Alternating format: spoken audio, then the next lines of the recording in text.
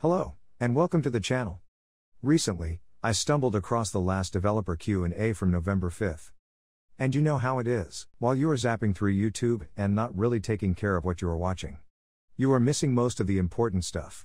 But I was lucky that I watched it again. There was a very big announcement for the upcoming update on November 12th. Let me just show you what I mean. And then there's also VR Wave 2. And Seb, maybe you want to speak to there was some good improvements made on perf. So our engine team just finished some optimizations on performance, which are right now in test. So this should make it into the next update, the one which is not installed right now. It's a big improvement and so we measured on an average of 6 frames per second up to 10, and it's more on the CPU side.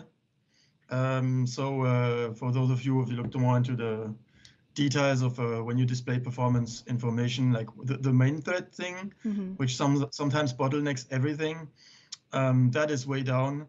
What that means is that people who have invested into higher end graphic cards will get higher frame rates if it was blocked by CPU. Basically, anything CPU will get faster. Awesome. And also people who have lower end CPUs. It basically improves all the multi-threading.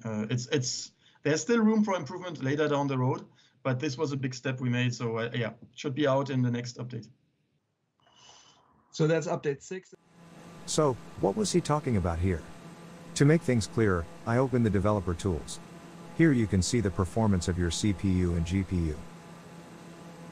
Now we can see the indication, limited by main thread. This means, whatever is limiting your frames per second, comes from one of the many things done by the CPU, like AI traffic, road traffic, flight model, streaming data, etc. All this work is done in your CPU by the main thread. When this main thread can't keep up with the workload, it is limited. Here is where the patch will come in. The developers will overhaul this main thread by spreading the workload over more cores on your CPU. This means that you will have better utilization of your CPU cores. Instead of 1 or 2 cores doing all the work, more cores are being used. This will result in better performance.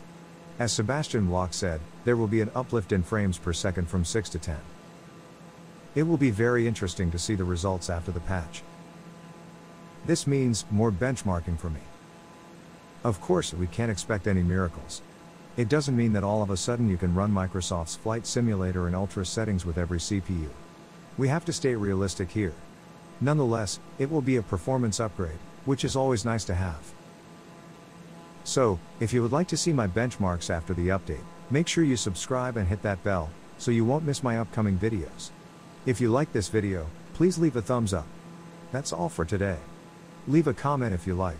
And as always, I hope you learned something. Thanks, Louis.